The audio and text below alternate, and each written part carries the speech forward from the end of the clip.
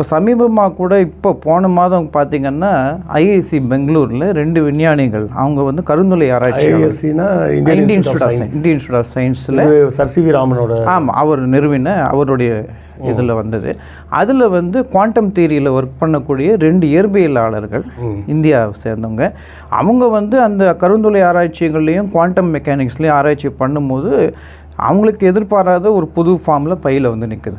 அவங்க அதை சொல்லும் போது எப்படி சொல்கிறாங்கன்னா, நாங்கள் பைக்காக ஆராய்ச்சி பண்ணலை, நாங்கள் அந்த அணு துகள்களை பற்றி உள்ள ஆராய்ச்சியில் பண்ணும்போது அந்த ஃபார்முலாவில் பை வந்திருக்கு அப்படின்னு சொல்லி அதை வந்து ஒரு மிகப்பெரிய நியூஸ் ஆச்சு. உலக அளவில் அது பிரசித்தி பெற்றது. அவங்களுடைய பேட்டியெல்லாம் கூட நீங்கள் இதில் பார்க்கலாம், சேனல்ஸில் இருக்குது. இப்போ இந்த மாதிரி இப்போ அதாவது பிரமிடுகள் கட்டின 4000 வருஷத்துக்கு முன்னாடியிலேருந்து இப்போ வரைக்கும் பை வந்து எல்லோரும் ஆச்சரியப்படுத்திட்டு தான் இருக்குது. முக்கோணங்கள்லேயும் பை வருமா சார்? முக்கோணங்கள் அதாவது பை பெரும்பாலும் எப்போ வரும் அப்படின்னு கேட்டிங்கன்னா, நேர்கோடு இருக்கக்கூடிய எல்லை பகுதிக்கு வராது. இப்போ முக்கோணத்துக்கு எல்லை பகுதிகள்லாம் நேர்கோடு, சதுரம், அதாவது பாலிகன்ஸ்னு சொல்லுவோம். பாலிகன்ஸ் ஆர் ஷேப், பலகோணங்களில் பை வர வாய்ப்பில்லை. எப்போல்லாம் உங்களுடைய எல்லைக்கோடு அப்படி வளைஞ்சில் நம்ம இப்போ இந்த ஏரிக்கரையெல்லாம் பார்க்குறோம் நிறைய, அப்போ அங்கெல்லாம் தான் பை தேவைப்படும். அப்போ எங்கே இர்ரெகுலாரிட்டி இருக்கோ ரெகுலர் ஷேப்ஸ்க்கு பொதுவாக வராது. அப்போ இயற்கையில் ஆனால் பெரும்பாலும் இர்ரெகுலாரிட்டி தான் இருக்குது. ஆர்டரோட டிஸார்டர் தான் நிறைய இருக்குது. அப்போ அந்த டிஸார்டரை புரிஞ்சுக்கிறதுக்கு பை மாதிரி எண்கள் நமக்கு ரொம்ப தேவைப்படுது. அதுதான் பையோடைய மிக முக்கியமான பங்களிப்பு. ஆக்சுவலாக அதுதான் அதோடைய சிறப்பும் கூட. இப்போ நான் பையோட தசம புள்ளிகள் நீங்கள் சொன்னீங்க, சரியாக சொன்னீங்க, போயிட்டே இருக்கோம் அப்படின்னு. நாங்கள் சில வாக்கியங்கள் வச்சு ஞாபகம் வச்சுப்போம். எப்படின்னா, can I have a large container of coffee. இது சாதாரண இங்கிலீஷ் தொடருது. கேனுக்கு அப்போ இதுலேருந்து பை கொண்டு வரலாம். எப்படின்னா, கேன் அப்படிங்கிறது 3 எழுத்து, ஐக்கு 1, ஹேவுக்கு 4, ஓகே, ஏக்கு 1, ஓகே, லார்ஜுக்கு 5, கண்டெய்னருக்கு 9, ஆஃப்க்கு 2, காஃபிக்கு 6. அப்போ 3.14 1 5 9 2 6. Oh, can I have a large container of coffee அப்படின்னு சொன்னால் நம்ம அந்த அது ஒரு 6 தசம புள்ளிக்கு 7 தசம புள்ளிக்கு நீங்கள் பையோட வேல்யூ சொல்லிட்டு ஞாபகத்தில் வச்சுக்கலாம். ஆமாம், இது பேர் நிமோனிக்னு பேர். நிமோனிக் அதாவது நம்ம இப்போ பழைய காலத்துலலாம் அது பாடல்கள்லாம் கூட இந்த மாதிரி இந்த சுருக்கு முறையில் ஞாபகம் வச்சுப்பாங்க. அந்த மாதிரி இந்த மாதிரி வெளிநாட்டிலையும் நிறைய நிமோனிக்ஸ்லாம் கொடுத்துருக்காங்க. இதில் என்னென்னா, நம்ம இந்தியாவில் கூட கட்டப்பை ஆதி சங்கியா அப்படிங்கிற ஒரு ஸ்லோக முறையில் கிருஷ்ணரை போற்றுற மாதிரி ஒரு பாட்டு இருக்குது. என்னதுங்க அது வந்து கோபி பாக்யா மதுரத்துவா அப்படின்னு தொடங்கும். எனக்கு முழு பாடல் ஞாபகம் இல்லை. அந்த பாட்டு வரும். அந்த பாடலில் நான் என்னோடய புத்தகத்தில் இதை பதிவு பண்ணியிருக்கேன், இந்திய அறிவியல் பற்றி எழுதின புத்தகத்தில். அதில் வந்து அவங்க வந்து சிலபி கொடுப்பாங்க. எப்படின்னா, கோ கா கீக்கெல்லாம் 1, அதாவது அந்த எழுத்துடைய வேறுபாடுக்கு காக்கு ஒரு கா கா இதெல்லாம் 1 தான், வா வி வி வே அப்படி அதுக்கெல்லாம் 2. ஸோ அந்த மாதிரி ஒரு எண் முறைகள் கொடுத்துருப்பாங்க. அப்போ கோபின்னா கோக்கு காக்கெல்லாம் ஒரே இது தான், பி பா பை அதெல்லாம் 1. ஸோ அப்போ இந்த கோபிக்கு அந்த எழுத்து பார்த்திங்கன்னா கோக்கு 3, அந்த மாதிரி பீக்கு 1, அப்படி பார்த்து 3 1 4 அப்படி போயிட்டே இருக்கும். அந்த கோபி பாக்யா மதுரத்துவா அப்படின்னு சொல்லும்போது அதோடைய இதை வந்து அந்த காலத்தில் குழு குறியீட்டியல் முறையில் பயன்படுத்தியிருக்காங்க. அதை இன்றைக்கி நம்ம கிரிப்டோகிராஃபின்னு சொல்கிறோம். மறைமுக செய்தியாக நம்ம இந்தியர்கள் நிறைய இதை ஹலாயுதா அப்படிங்கிற ஒரு மேதை வந்து நிறையவே பண்ணியிருக்கார் இந்த மாதிரி. அவர் இதில் எக்ஸ்பர்ட்டாக இருந்திருக்கார், 10ஆம் நூற்றாண்டில் இருந்தவர். ஸோ இந்த மாதிரி இந்தியா மட்டும் இல்லை, மற்ற நாடுகள்லேயும் நிறைய பண்ணியிருக்காங்க. ஜெர்மனியில் லுடோல்ஃப் அப்படிங்கிற ஒரு மிகப்பெரிய, அவர் வாழ்நாளே பைக்காக செலவு பண்ணி 35 தசம புள்ளி கண்டுபிடிச்சி இறந்து போனார். அப்போ வந்து கால்குலேட்டரோ இந்த கணக்கீடுகள்லாம் இல்லை. இன்றைக்கும் அவருடைய கல்லறையில் அந்த 35 தசம புள்ளி இருக்கும். ஜெர்மனியில் சில பேர் பைக்கு லுடோல்ஃபியன் நம்பர் அப்படின்னு அவருடைய அந்த 35 தசம புள்ளிக்கு இது பண்ணியிருப்பாங்க. ஸோ இந்த மாதிரி நிறைய பேர் பார்த்திங்கன்னா பைக்காக உழைச்சிருக்காங்க.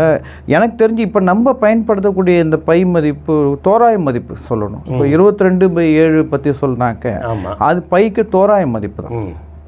அது நிறைய பேருக்கு அது புரியாது. பையனா 22/7 ஏன்னா நீங்கள் வந்து ஒரு பின்னமாக எழுத முடியாது பையன். கணித ரீதியாக பார்த்தாக்க என் பை அப்படிங்கிற எழுதவே முடியாது. அப்போ பை அப்படி எழுத முடியாது. அதாவது ஒரு முழு எண் கீழே இன்னொரு முழு எண் அப்படி எழுத முடியாது. இல்லை, இப்போ எனக்கு இன்னும் ரொம்ப நாளாக ஒரு டவுட் சார். இப்போ இந்த 3.14 அதெல்லாம் வருது பார்த்தீங்களா, இதை எப்படி கால்குலேட்? இல்லை, இதுக்கு பேர் என்ன சொல்லுவோம்னா விகிதமுறா எண் சொல்லுவோம் தமிழில். அதாவது இர்ரேஷனல் நம்பர். ஆமாம். இர்ரேஷனல் நம்பருக்கு என்னென்னா டெசிமல் டிஜிட்ஸ் வந்து தசம புள்ளிகள் நிறைவு பெறாது. ஒன்று. ரெண்டாவது ரிப்பீட் ஆகாது. இப்போ நான் வந்து இப்போது 1/3 எடுத்தேன்னு வச்சுக்கோங்க. அது வந்து அப்போ வந்து 0.333 அது முடிவு இருக்காது. ஆனால் அந்த 3ங்கிற இலக்கம் அப்படி வந்துகிட்டே இருக்கும் உங்களுக்கு. அந்த மாதிரி இப்போ 1/7 போட்டேன்னா 1/7 போட்டால் 0.1428557 திருப்பி 142. அப்போ அந்த 6 தசம ஆமாம், அந்த 6 தசம புள்ளி வரைக்கும் ரிப்பீட்டேஷன் இருக்காது. அதுக்கப்புறம் திருப்பி அதே தான் சீக்வன்ஸே அப்படியே ரிப்பீட். ஆமாம், அதே ரிப்பீட் ஆகும். அப்போ ஒன்று நீங்கள் ஒரு பின்னமாக எழுதிட்டிங்கன்னா மேலே ஒரு முழு எண்ணையும் கீழே ஒரு முழு எண்ணையும் கீழே இருக்கிறது 0 இருக்கக்கூடாது. அந்த மாதிரி நீங்கள் எழுதிட்டீங்க அப்படின்னா ஒன்று நிறைவு பெற்றோம். இப்போ 1/4னா 0.25 ஸ்டாப் ஆகிடும், முடிஞ்சிடும். 1/2னாக்கா 0.5 ஒரே தசம முடிஞ்சிடும். 1/3 போட்டிங்கன்னா முடிவுறாது, போயிட்டு இருக்கும். ஆனால் ரிப்பீட் ஆகும். இப்போ இந்த பைய மாதிரி எண்கள் என்ன பிரச்சனைனா பை √2 √3 மாதிரி எண்கள்லாம் என்ன ஆகும்னா முடிவுறும் செய்யாது, எங்கேயுமே ரிப்பீட் ஆகாது. அது ரிப்பீட் ஆகாமல் போகிறதுனால தான் என்ன ஆகுதுன்னா எல்லா இலக்கங்களும் ஏதோ ஒரு இடத்துல பொருந்துது. அதனால தான் நீங்கள் சொன்ன அந்த தேதியெல்லாம் வருது. ஏன்னா ஓவர் பீரியட் ஆஃப் டைம் பார்த்தீங்கன்னா இதுக்கு இந்த மாதிரி ப்ராப்பர்ட்டியை நாங்கள் என்ன சொல்லுவோம்னா நார்மல் ப்ராப்பர்ட்டின்னு சொல்லுவோம். நார்மல்னால் என்னென்னா இப்போ நமக்கு 0லேருந்து 9 வரை 10 இலக்கங்கள் இருக்கும். அப்போ நீங்கள் ஒரு 1 பில்லியன் இலக்கங்கள் எடுத்தீங்கன்னா, அதாவது 100 கோடி தசம இலக்கங்களுக்கு நீங்கள் எடுத்தீங்கன்னா ஏதாவது ஒரு இடத்துல உங்களுக்கு வர்றதுக்கு அதிக நிகழ்த்தக சான்ஸ் இருக்குது. ஆமாம், அதனால தான் அந்த இது ஒர்க் ஆகுது. நீங்கள் சொன்ன அந்த உங்களோட தேதியை போட்டாலோ இல்லை என்னோடய தேதியை போட்டாலோ இல்லை யாராவது பிறந்த வயது போட்டாலோ அவங்களுடைய கட்டாயம் வந்துடும். அதுவும் 2 இலக்கம் 3 இலக்கம் 4 இலக்கம்னா அதிக வாய்ப்பு இருக்குது. ஏன்னா அந்த 10 இலக்கம் தான் திருப்பி வரப்போகுது அந்த தசம புள்ளிக்கு அப்புறம். அப்போ மேக்ஸிமம் சான்ஸ் பார்த்தா கூட ஒரு குறிப்பிட்ட ஸ்டேஜுக்கு மேலே எங்கேயாவது ஒரு இடத்துல திருப்பி வந்துடும். அப்போ எப்படி பார்த்தாலும் ஏதாவது ஒரு இடத்துல வரும் அப்படிங்கிறது எனக்கு தெரிஞ்சு இது வரைக்கும் எந்த எண்ணுமே ஒரு 100 கோடி எண்களுக்குள்ளேயே வந்துடுது. நான் பார்த்த வரைக்குமே நிறைய செக் பண்ணியிருக்கேன், வந்துடுது. அது காரணம் என்னென்னா pi is believe to be normal. அது இன்னும் நிரூபிக்கலை, நான் இன்னும் கணித ரீதியாக நிரூபிக்கலை. பட் நம்ம சொல்கிறோம் இதே தான் √2 √3 அதாவது 2 மூலவர்க்கம் 3 மூலவர்க்கம் அந்த மாதிரி எண்களுக்கும் இதுமாதிரி அதே மாதிரி தான் அதில் விகிதமுறா எண்கள் சொல்கிறோம். 7ஓட ரூட்டும் அதே மாதிரி தான். ஆமாம், அதாவது ரூட் ஆஃப் ஒரு வர்க்க எண் இல்லாமல் ஸ்கொயர் நம்பர் இல்லாமல் இருக்கிறது எல்லாருக்கும் இந்த பண்பு தான் வரும். இப்போ √5 √6 √7 அந்த மாதிரி வருதுலாம் 6 மூலவர்க்கம் 7 மூலவர்க்கம் எல்லாத்துக்குமே அப்படி இருக்கும். ஆனால் பை வந்து இதை விட என்ன சிறப்பு அப்படின்னா நீங்கள் பையை எந்த மெத்தட்லையும் கன்ஸ்ட்ரக்ட் பண்ண முடியாது. இப்போ நீங்கள் √2 √3க்கெலாம் இந்த பிரச்சனை இருந்தால் கூட உங்கள்கிட்ட நான் ஒரு காம்பஸையும் ஒரு ஸ்கேலிங் கொடுத்தா நீங்கள் அதை வரைஞ்சிடலாம். பையை நீங்கள் ஜாமெட்ரியாக ரெப்ரசன்ட் பண்ணிடலாம், இது √2 √3. ஆனால் பை அப்படியும் பண்ண முடியாது. இல்லை, எனக்கு ரொம்ப நாளாக அந்த டவுட் உண்டு. அது பண்ணவே முடியாது. இல்லை, இப்போ அந்த பை வேல்யூ கால்குலேட் பண்ணுறாங்கல்ல, அது கால்குலேட் பண்ணுற மெத்தட் என்ன? மெத்தட் வந்து ஆதி காலத்தில் என்ன பண்ணாங்கன்னா ஆர்கிமெடிஸ் உதாரணத்துக்கு 22/7 பயன்படுத்துகிறோம் இல்லையா, அதை வந்து கண்டுபிடிச்சது ஆர்கிமெடிஸ் தான். பழைய அதாவது பண்டைய விஞ்ஞானிகளில் தலை சிறந்த விஞ்ஞானியாக கொண்டாடப்பட வேண்டிய உண்மையிலே இருந்தவர் ஆர்கிமெடிஸ் தான் எனக்கு தெரிஞ்ச வரைக்கும். அவரை விட ஒரு சிறந்த விஞ்ஞானியை நான் பார்த்ததில்லை. அவர் என்ன பண்ணார் அப்படின்னா அவர் மிக சிறந்த கணித அறிஞரும் கூட. அவர் என்ன பண்ணார் அப்படின்னா இப்போ நான் வந்து ஒரு வட்டம் எடுத்துக்கிறேன், வட்டத்தை எடுத்துகிட்டு அதுக்குள்ளே ஒரு பலகோணத்தை பொறுத்துறேன், வெளியிலையும் ஒரு பலகோணத்தை பொறுத்துறேன். இப்போ வட்டத்தோடைய சுற்றளவு சர்க்கம்ஃபரன்ஸ் வந்து 2πr. ஆனால் அவர் என்ன எடுத்துக்கிட்டார், ஆரத்தை ரேடியஸை வந்து 1/2ன்னு எடுத்துக்கிட்டார். சரி, அப்போ 2πrனா 2 × π × 1/2ன்னு வரும். அந்த 2 அடிபட்டுடும் உங்களுக்கு. அப்போ அந்த வட்டத்தோடைய சுற்றளவு என்ன வரும், பைன்னு வரும். ஆமாம். இப்போ நான் என்ன பண்ணுவேன், அவர் என்ன பண்ணார் அப்படின்னா அதுக்குள்ளே ஒரு சதுரத்தை பொறுத்துக்கிட்டார், வெளியில் ஒரு சதுரத்தை பொறுத்துக்கிட்டார். ஒரு சர்க்கிள் போட்டு அதுக்கு வெளியும் உள்ளேயும் ஒரு சதுரத்தை பொறுத்துக்கிட்டாங்க. அதுமாதிரி முதல்ல முக்கோணத்தில் ஆரம்பித்தார். முக்கோணத்தை உள்ளே ஒன்று பொறுத்துக்கிட்டார். அப்போ உள்ளே இருக்கிற முக்கோணத்துடைய சுற்றளவு வந்து இந்த வட்டத்தோட சுற்றளவு விட கம்மியாக தான் இருக்கும். வெளியில் இருக்கிற முக்கோணம் வந்து வட்டத்தை விட அதிகமாக இருக்கும். அப்போ வட்டத்தோட சுற்றளவு நடுவில் தான் இப்போ இருக்க முடியும். ஸோ அதை நாங்கள் என்ன சொல்ல, கீழ் வரம்பு மேல் வரம்பு, அது இங்கிலீஷில் சொன்னால் லோயர் பவுண்ட் அப்பர் பவுண்ட். அப்போ அந்த உள்ளே இருக்கக்கூடிய பலகோணத்தோட சுற்றளவு லோயர் பவுண்டாக இருக்கும், வெளியில் இருக்கக்கூடிய சுற்றளவு அப்பர் பவுண்டாக இருக்கும். அவர் சூஸ் பண்ணின அந்த குறிப்பிட்ட அந்த ஆரத்துக்கு பார்த்தீங்கன்னா வட்டத்தின் பரப்பு பையன் சுற்றளவு பையன் வந்துடுது.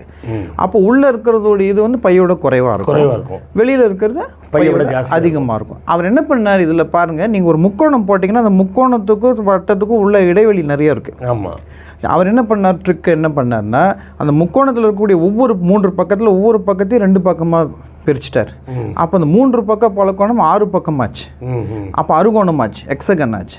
அப்போ பார்த்தீங்கன்னா நீங்கள் யோசிச்சு பார்த்தீங்கன்னா அந்த கேப் கம்மியாகும், அங்கே வெளியிலையும் கம்மியாகும், உள்ளேயும் கம்மியாகும். அப்புறம் என்ன பண்ண, அந்த 6 பக்கத்தை ஒவ்வொரு பக்கத்தையும் 2 பண்ணால் 12 பக்கம் ஆச்சு. அதில் டோ டெக்ககன் அப்படின்ட்டு 12 பக்க பலகோணம். அப்புறம் அதை 2 பண்ணி 24 ஆக்குனார். அதை 2 பண்ணி 48, அது 2 பண்ணி 96, அதுக்கு மேலே போகல. ஏன்னா இந்த 96 பக்கம் வந்த பிறகு அப்பயே வந்து பின்னம் வந்து ரொம்ப இந்த இதை கண்டுபிடிக்கும் போது உள்ளே இருக்கிற பலகோணத்துடைய அந்த இதை கண்டுபிடிக்கும் போது 231 கீழ் 71 வந்தது. அப்போ அது வந்து கீழ் எல்லை பைக்கு, வட்டம் உள்ளதாக இருக்குது, அது மாறாது. இதுதான் நம்ம மாற்றிட்டே இருப்போம் பலகோணத்தை தான். வெளியில் இருக்கக்கூடிய அந்த பலகோணம் 96 பக்க பலகோணத்துடைய இதுதான் 22/7. ஓகே. ஸோ அவர் என்ன சொன்னார்னா, பையோடைய உண்மையான மதிப்பு வந்து கீழ்வரம்பு 231/71 இருக்கும். அதை நீங்கள் வகுத்தீங்கன்னா 3.108 அப்படி வரும். 22/7 பண்ணிங்கன்னா 3.1428 வரும். அதை 2 தசம புள்ளிக்கு தான் சரியாக வரும். 22/7 பையோடைய உண்மையான மதிப்புக்கு 2 தசம புள்ளி தான் பொருந்தும், அதுக்கு மேலே பொருந்தாது. அப்போ பின்னாடி வந்த கணிதவியலாளர்கள் சீனாவில் இருக்கிறவங்கெல்லாம் என்ன பண்ணாங்கன்னா, வேறு ஏதாவது பின்னம் இருக்கா இதுக்கு பொருந்துற மாதிரி, இன்னும் அதிக ஆர்கிமிடிஸ் கொடுத்ததோட ஆர்கிமிடிஸ் கொடுத்த மதிப்பு 2 புள்ளிக்கு தான் பொருந்தும், 3.14 அவ்வளோதான் வரும். அதுக்கப்புறம் பிழை வந்துடும் டெசிமல் பிளேஸில். ஏன்னா அவர் கொடுத்த 22/7 1428ன்னு போகும், உண்மையான மதிப்பு 1415. அப்போ அந்த 15ங்கிறது குறைவு. ஸோ அதுதான் நான் அந்த மெத்தட் சொன்னேன் உங்களுக்கு. அப்போ பின்னாடி வந்த சீன கணிதவியலாளர்கள் என்ன பண்ணாங்கன்னா, 355 113 வகுத்துக்கோங்க அப்படின்னு இதை விட ஒரு சிறப்பான பின்னத்தை கொடுத்தாங்க. அதில் 6 தசம புள்ளி வரைக்கும். எவ்வளோங்க? 355/113. ஓகே. 355 கீழ் 113. அது போட்டால் அது 22/7க்கு பதிலாக அதை போட்டால் 6 தசம புள்ளி வரைக்கும் வரும். நம்ம இந்திய கணிதவியலாளர் வானியலாளர் ஆரியபட்டா அவர் என்ன பண்ணார், பைக்கு ஒரு ஸ்லோகம் மாதிரி அவருடைய ஆரியபட்டியத்தில் சொல்லியிருக்காரு. அதுபடி பார்த்தீங்கன்னா 3.1416 வரும். 1 5க்கு பதிலாக 1 6, அதான் 5 9ன்னு வரும். அந்த 5 9 6ங்கிற மாதிரி கொண்டு வந்திருப்பார். அவர் ஒரு பாட்டு சொல்லியிருப்பார், அந்த பாட்டு மூலமாக. அப்போ 3 தசம புள்ளிக்கு வந்தது ஆரியபட்டா சொன்னது. ஆரியபட்டர் இவருக்கு பின்னாடி தான், ஆர்கிமிடிஸ் பின்னாடி வந்தவர், 5ஆம் நூற்றாண்டு. அதுக்கப்புறம் பார்த்திங்கன்னா சீன கணித மேதைகள் 4ஆம் நூற்றாண்டுலேயே அந்த 6 தசம புள்ளிக்கு சொல்லிட்டாங்க. இன்ஃபேக்ட் நம்ம கணித மேதை ராமானுஜனும் இதே பின்னத்தை பயன்படுத்தியிருக்கார் அவருடைய ஒரு ஒர்க்கில், இதில் வடிவியலில் 355/113 வச்சு ஒரு நிரூபணம் கொடுத்துருக்காரு. அது ஒரு ப்ராப்ளம் இருக்குது. எப்படின்னு கேட்டிங்கன்னா, ஸ்கொயரிங் த சர்க்கிள் அப்படின்னு பேர். அதாவது ஒரு வட்டம் கொடுத்துட்றேன், அந்த வட்டத்துக்கு இணையான பரப்புடைய ஒரு சதுரத்தை ஏற்படுத்த முடியுமா, அதுக்கு பேர் வந்து ஸ்கொயரிங் த சர்க்கிள் அப்படின்னு பேர். ரொம்ப அற்புதமான புதிர் அது. அதுக்கு பண்டைய கால 1837லேயே வேன்சல் அப்படிங்கிறவர் நிரூபணிச்சிட்டார், அந்த மாதிரி பண்ண முடியாது. ஏன்னா பை வந்து விகிதமுறை என்ன இருக்கனால, பை விகிதமுறை என்ன இருந்தால் அது செய்யலாம். ஆமாம். ஆனால் பை வந்து நமக்கு விகிதமுறை என்ன இருக்கனால அது பண்ண வாய்ப்பு இல்லை அப்படிங்கிறத நம்ம நிரூபிச்சு. பையோட வேல்யூ வச்சு நமக்கு என்ன இல்லை, நீங்கள் கேட்டதுக்கு நான் இன்னும் சொல்லலை. அப்போ இந்த மாதிரி பின்னங்கள், குறிப்பிட்ட பின்னங்களை நம்ம மாற்றி மாற்றி சொல்லும் போது என்ன ஆகுன்னா, 4 தசம புள்ளி 6 தசம புள்ளி 8 10 அப்படிங்கிற வரைக்கெல்லாம் கூட அதுக்கு ஒரு மெத்தட்லாம் கொடுத்தாங்க பின்னாடி வந்தவங்க நிறைய மேத்தமெட்டிஷியன். நம்ம மாதவா அப்படின்னு கேரளாவில் இருந்த ஒரு சிறந்த 14ஆம் நூற்றாண்டு கணிதவியலாளர் என்ன பண்ணார், ஒரு தொடர் மாதிரி கொடுத்தார். அதாவது அவர் கொடுத்த தொடர் எப்படின்னா, நீங்கள் ஒற்றை எண்கள்லாம் எடுத்துக்கோங்க, 1 3 5 7 9 அந்த மாதிரி 2 2 கூட்டிகிட்டே போகணும், 1லேருந்து ஆரம்பித்து அதோடைய நேர்மாறல் மதிப்பு, அது ரெசிப்ரோக்கல். 1 அப்புறம் 1/3 அப்புறம் 1/5 அப்புறம் 1/7 1/9 அந்த ஒற்றை எண்கள் எடுத்து அதோடைய நேர்மாறல் மதிப்பு, அது இன்வர்ஸ் எடுத்துகிட்டு ஆல்டர்னேட்டாக ஆட் பண்ணி சப்ராக்ட் பண்ணணும். அதாவது 1 - 1/3 + 1/5 - 1/7 1லேருந்து 1/3 கழிச்சிடணும். வர வெளியில் 1/5 கூட்டிக்கணும், திருப்பி 1/7 கழிக்கணும், திருப்பி 1/9 கூட்டணும். இப்படி இது மாதிரி பேர் இன்ஃபினிட் சீரீஸ்னு பேர். சீரீஸ் மதிப்பு கூட்டுத்தொடர், இதுக்கு முடிவு கிடையாது, போயிட்டே இருக்கும் கூட்டுத்தொடர். இது நீங்கள் அதிகமான உறுப்புகள் எடுத்து கூட்ட அந்த மதிப்பு கரெக்டாக வரும். இப்போ இந்த வர ஆன்சரை 4ஆல் பெருக்குனா பை வரும். இதெல்லாம் பண்ணி ஃபைனலாக இருக்கிற ஆன்சரை 4ஆல் பெருக்குனா பையோட மதிப்பு தோராயமாக வரும். ஆனால் இதுவுமே அவ்வளோ அக்யூரசி இல்லை. ஏன்னா நீங்கள் கிட்டத்தட்ட ஒரு 1,00,000 தசம புள்ளிக்கு எடுத்தால் தான் 10 இலக்கமே வருது. 9லேருந்து 10 இலக்கம் பைக்கு வரும். அப்போ இது வந்து அவ்வளோ சரியாக எஃபிஷியன்சி இல்லை. நம்ம எதுபடி சொன்னால் அவ்வளோ எஃபெக்டிவாக இல்லை. பை வந்தாலும் அவ்வளோ சீக்கிரமாகலாம் கண்டுபிடிக்க முடியாது. ஆனால் நம்ம அவ்வளோ உறுப்புகள் எடுத்து ஆட் பண்ணி ரொம்ப கடினமான செயலாகிடும், நேரமும் அதிகமாக பிடிக்கும். அதனால் என்ன பண்ணாங்க அப்படின்னா, இதை விட அப்போ முதல்ல அந்த மாதிரி ஒரு தொடர் வரிசை மூலமாக பையோட மதிப்பை கண்டுபிடிக்கலாங்கிற சிந்தனை கிடச்சிது. சிந்தனை ஒரு தீசிஸ், பட் அந்த தீசிஸ் ஒரு டீம் மாதிரி கிடச்சிது. பின்னாடி வந்த மேத்தமெட்டிஷியன்ஸ்லாம் அதையே ஆல்டர் பண்ணி புது தொடர்களை கண்டுபிடிச்சு இன்னும் கொஞ்சம் உறுப்பு 100 உறுப்பு எடுத்தாலே பைக்கு ஒரு 20 பக்கம் 20 தசம புள்ளி வரா மாதிரிலாம் பண்ணாங்க. ரொம்ப எஃபெக்டிவாக பண்ணாங்க. அப்படி குறிப்பிட்டு சொல்லும்போது அதில் நான் சொல்லும்போது பைக்கு ராஜாவாக பார்க்குறது யார், ஏன்னா அதிகமான இதில் எக்ஸ்ப்ளோர் பண்ணது யாருன்னு பார்த்தா நம்ம கணித மேதை ராமானுஜன் தான். அவர் வந்து பைக்காகவே ஒரு ஆராய்ச்சி கட்டுரை எழுதினார். அவர் நம்பர் தியரி தானே? ஆமாம், நம்பர் தியரி. ஸோ அவர் வந்து பையோடைய மதிப்புக்காகவே ஒரு முழு ஆராய்ச்சி கட்டுரை எழுதினார். அதுக்கு தலைப்பு என்னென்னா modular equations and approximations to pi. Ramanujan வந்து தன்னுடைய வாழ்நாளில் சொந்தமாக அவர் மட்டும் 30 ஆய்வு கட்டுரைகள், அப்புறம் ஹார்டியோடு சேர்ந்து 7 ஆய்வு கட்டுரைகள் போட்டார். மொத்தம் 37 கட்டுரைகள் அவர் வெளியிட்டிருக்கார். அதில் அந்த 30 ஆய்வு கட்டுரைகளில் ஒரு கட்டுரை வந்து இந்த பைக்கு மட்டுமே. அது தலைப்பு வந்து modular equations and approximations to pi. அதில் அந்த ஆராய்ச்சி கட்டுரையில் பார்த்தீங்கன்னா 30 சூத்திரங்கள் கொடுத்துருப்பார். அதில் அந்த கடைசி சூத்திரம் ரொம்ப முக்கியமானது.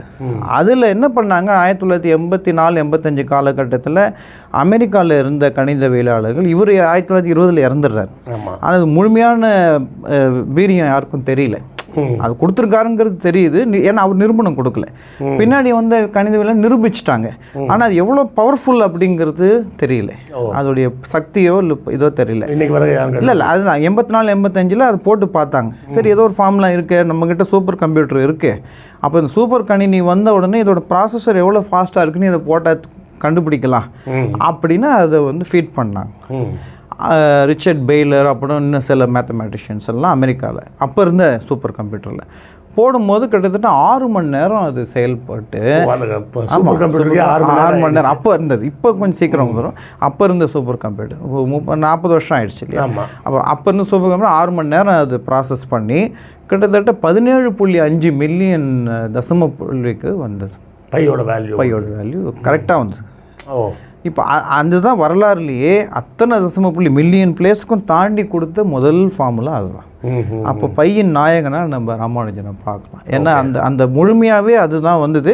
இதுக்கப்புறம் வந்த நிறைய அமெரிக்காவில் உட்பட ஜப்பான் உட்பட நிறைய நாடுகளில் சைனாவில் என்ன பண்ணாங்க, அந்த சூத்திரத்தோடைய ட்ரிக்கை தெரிஞ்சுக்கிட்டு அதை அந்த கெழுக்களை மட்டும் மாற்றினாங்க, நம்பரை மட்டும் மாற்றி இன்னும் வேகமாக கொண்டு வரலாம் அப்படிங்கிற மாதிரி பண்ணாங்க. ராமானுஜன் கொடுத்த ஃபார்முலாவில் எப்படின்னா, நீங்கள் முதல் உறுப்பு மட்டும் எடுத்தாலும் 8 தசம புள்ளி வரும். 2 உறுப்புகளை சேர்த்திங்கன்னா 16 புள்ளி கிடைக்கும். அப்போ ஒவ்வொரு டேர்ம் எடுத்து மல்டிபிள்ஸ் ஆஃப் 8ஆவே போயிட்டுருக்கு. அது ரொம்ப அக்யூரசி ஜாஸ்தியாக இருந்தது.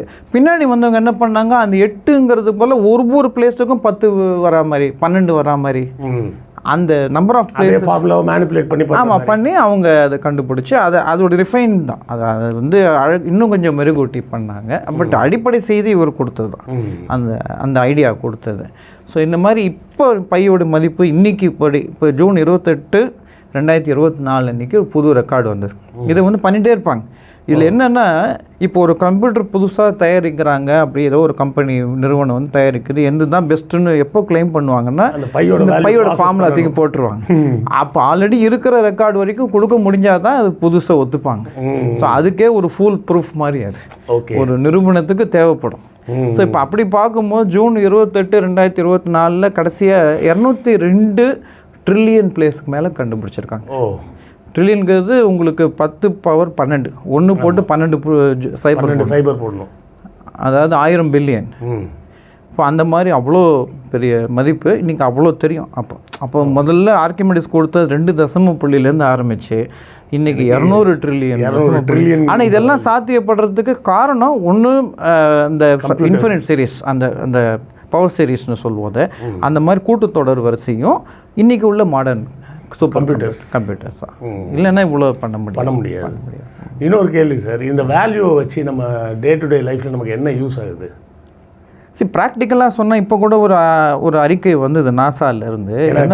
பொதுவாகவே நம்ம மக்கள் வந்து ஒரு கேள்வி, நான் சைன் தீட்டா காசு தீட்டா படித்து எனக்கு என்ன ஆக போகுது, பை வேல்யூ கண்டுபிடிச்சி நான் என்ன பண்ண போகிறேன். இல்லை இப்போ சமீபமாக இதை பற்றி ஒரு கேள்வி எழுப்பப்பட்ட போது நாசா ஆராய்ச்சியாளர்கிட்ட கேட்டாங்க. அங்கே இப்போ எந்த ஆய்வுக்குழுலையும் ஒரு கணித இவங்க இருப்பாங்க, ஒரு குழு இருக்கும். முதல் செயற்கைக்கோள் அனுப்பிச்சதுலேருந்து இப்போ வரைக்கும் சந்திராயன் திட்டமாக இருக்கட்டும், எந்த திட்டக்குழுலையும் ஒரு மேக்ஸ் இல்லாமல் மேக்ஸ் ஒரு கணிதம் தெரிஞ்ச ஒரு நிபுணர்கள் 1-2 இருப்பாங்க, நிச்சயமாக இருப்பாங்க.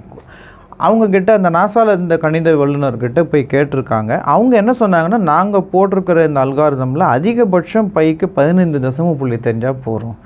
இன்றைக்கி நாங்கள் எந்த சயின்டிஃபிக் ப்ரோக்ராமுக்கும் அது செயல் திட்டத்துக்கும் இயக்கிறதுக்கு எங்களை பொறுத்த வரைக்கும் 15-16 இருந்தால் போகிறோம்.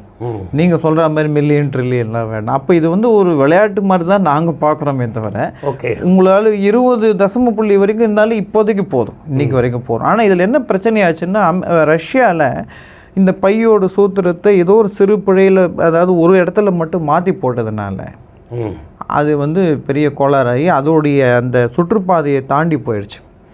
தாண்டி போய் ஒரு மிகப்பெரிய சேதாராச்சு, பில்லியன் கணக்கில் டாலர்ஸ் இழந்தாங்க அவங்க. அது அந்த ஸ்பேஸ் ப்ரோக்ராமே கேன்சல் பண்ணிட்டாங்க, கடைசியில் அந்த மிஷனே நிறுத்திட்டாங்க. ஸோ அதனால் எவ்வளோ வேணுங்கிறத விட எப்படி செய்யக்கூடாதுன்றது சொல்லும். அதுக்கு தான் பை யூஸ். ஆமாம். அதாவது ஏன்னா நீங்கள் ஒரு சிறு பிழையை அங்கே பண்ணிட்டா கூட அந்த ஃபார்முலாவில் அந்த, ஏன்னா இங்கே எங்கே பை தேவைப்படுதுன்னா எந்த திசை வேகத்தில் போகணுங்கிறத குறிக்கிறதுக்கும், எந்த இதில் நீங்கள் அதாவது இந்த இயக்கு பாதையில் நீங்கள் உங்கள் இதை செயற்கைக்கோளில் போய் நிறுத்தணும், எந்த ஆர்பிட்டில் பிளேஸ் பண்ணணும், எந்த நேரத்தில் பண்ணணும். ஆர்பிட்னு சொல்லும் போதே அது வட்டமாகிடும். ஆமாம், அது நீள்வட்டம் எலிப்ஸ் ஆகிடும். அப்போ அதுலேயும் பை வரும். வட்டத்தை நீங்கள் இப்போ ஒரு வட்டம் எடுத்துக்காங்க, அந்த வட்டத்தை நீங்கள் ப்ரெஸ் பண்ணிங்கன்னா நீள்வட்டம் ஆகிடும், எலிப்ஸ் ஆகிடும். நீங்கள் ஜஸ்ட் இப்படி ப்ரெஸ் பண்ணாங்க. ஸோ அதனால் நீள்வட்டம்ங்கிறது இதோடைய சகோதரனாக தான் நாங்கள் பார்க்குறோம். இதுலேருந்து வட்டத்துடைய பிழற்சி தான் வந்து நீள்வட்டம், அப்படி அமுக்கிட்டாக்க வரும். ஸோ அந்த மாதிரி வரும். அப்போது அந்த சுற்றுவட்ட பாதையை பற்றி நீங்கள் பேசும்போது பை இல்லாமல் பண்ண முடியாது. ரெண்டாவது, இப்போ நீங்கள் போன வருடம் நேமா இதே நேரத்தில் நம்ம இந்த இதில் நிலவில் போய் நம்ம இது பண்ணிடணும், தென் துருவத்தில் இறக்கணும், சந்திராயன் 3 இதில். அப்போ பார்த்தீங்கன்னா கூட அந்த திசைவேகம், அந்த துல்லியமாக அந்த இதெல்லாம் பண்ணும்போது குறைஞ்சிட்டே ஒரு திசைவேகம். இப்போ இதெல்லாமே அந்த கணித ஃபார்முலா தான்.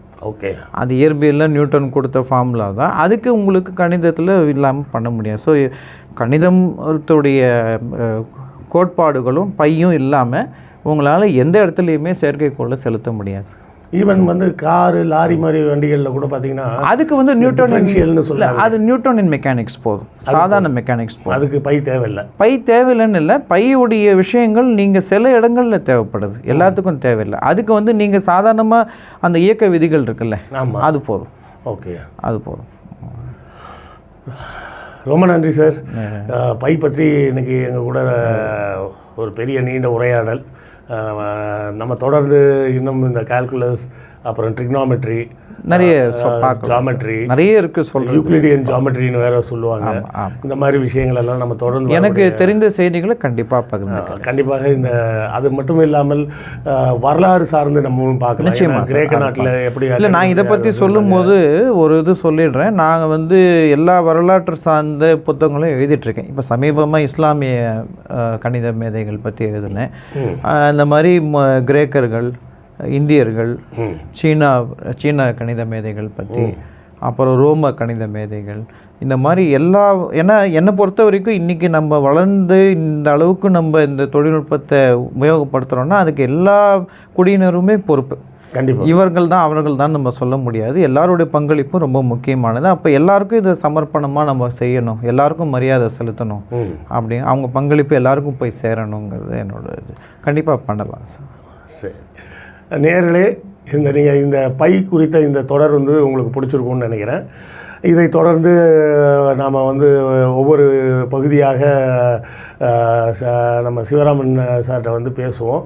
உங்களுடைய கேள்விகள் இல்லை கணிதம் தொடர்பான உங்களது சந்தேகங்களை கூட நீங்கள் கமெண்ட்டில் சொல்லுங்கள். அந்த கமெண்ட்டில் வரக்கூடிய செய்திகளை கூட நம்ம சார்கிட்ட பேசி அதை கிளாரிஃபிகேஷன் கேட்கலாம்.